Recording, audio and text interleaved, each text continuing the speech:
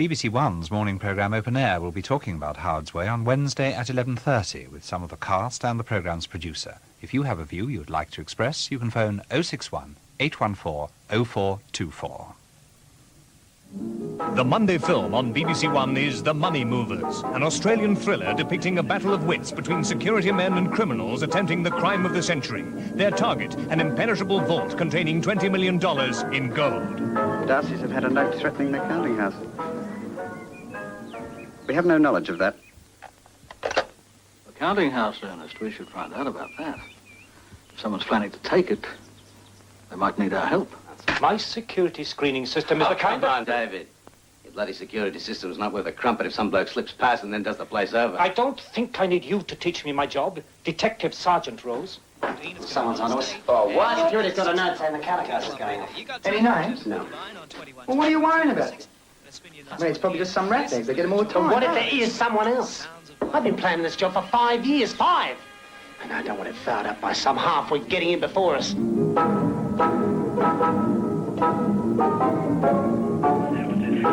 Directed by Bruce Beresford, The Money Movers is tomorrow night's film at 10:10 on BBC One. BBC One's Sunday premiere in 15 minutes is Past Caring, starring Denham Elliott and Emlyn Williams as an odd couple trying not to grow old gracefully in a home for the elderly. Every man at 10:30 goes into retreat in North Wales with 3 people in their search for the will of God. Tony Soper will be discovering more animals at 11:10 and at 11:35 an extended session of championship bowling. And now, at 5 to 9, the news with Jan Leeming.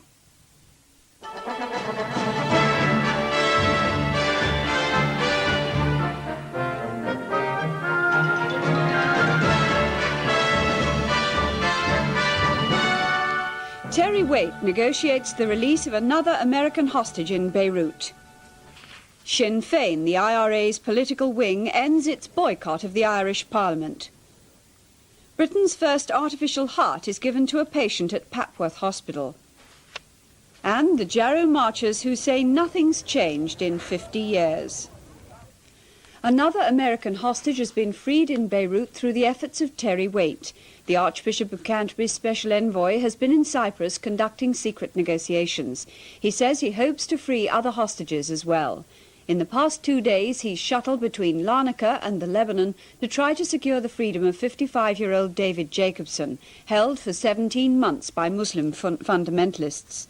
Today, he was released in the west of the city and taken to the American Embassy compound in Christian East Beirut.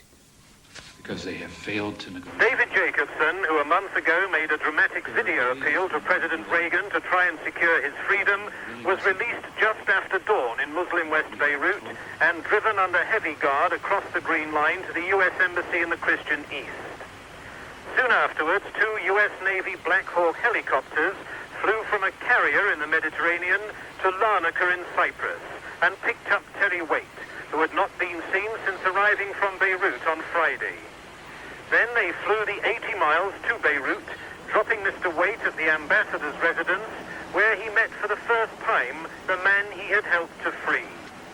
The helicopters, unable to stay on the ground because of shelling nearby, were to have returned to pick up Mr. Jacobson, but bad weather and the shelling forced them to return to Cyprus.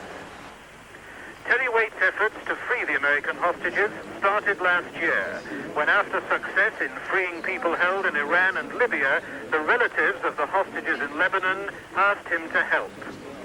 He visited Beirut 4 times that are known about, always in the glare of publicity, but out of the spotlight he kept in touch with the contacts he'd established there. He was instrumental in freeing Benjamin Weir, the first American hostage to be released. In May, he was there when Father Lawrence Jenko was set free in Damascus. But the release of Mr. Jacobson today does not mean Terry Waite's mission is accomplished. Terry Waite has set as his target freedom for all the hostages in Lebanon.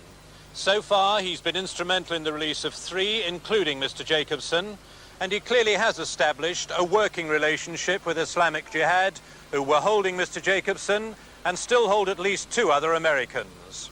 But they do not hold 3 Americans, several Frenchmen, and Briton John McCarthy. So Mr. Waite's mission is clearly far from over. Mr. Reagan had flown up to his ranch for a 2-day holiday. and there, according to his staff, he's been following the events in Beirut very closely. Today, he welcomed the news of Mr. Jacobson's release and expressed his personal appreciation of those who had made it possible, especially Mr. Terry Waite. But the Americans, though hopeful, have no way of knowing if this release will be followed by others. And the presidential spokesman sounded a note of warning. We have been working through a number of sensitive channels for a long time. However, we cannot divulge any of the details of the release because the lives of other Americans and other Western hostages are still at risk. Again, we call on the captors of all hostages in Lebanon to release their innocent victims. No political goals are or will be achieved by resorting to extortion or terrorism. We will hold the captors of the remaining American hostages in Lebanon responsible for the safety of those Americans. The President's thoughts and prayers go out to the families and to those American hostages as we continue to work for their safe return. And a comment from the last hostage to be released, Father Lawrence Jenko. It's extreme joy for me. It's a joy for the Jacobson family. I talked to them, and we all have highs, but we have lows too, because we had to talk to the other families who were also hoping for it. And so we still keep waiting for the big celebration. When Terry gets out, and Tom gets out, and Joe gets out, and Frank gets out, and Mr. Tracy gets out, then we as Americans can really celebrate. Here in Santa Barbara, the Americans insist they've made no concessions, there's been no change in their policy, they don't negotiate with terrorists, and they don't ask others to do so. Mr. Waite, they say, has been acting privately and independently, though of course they've been in touch.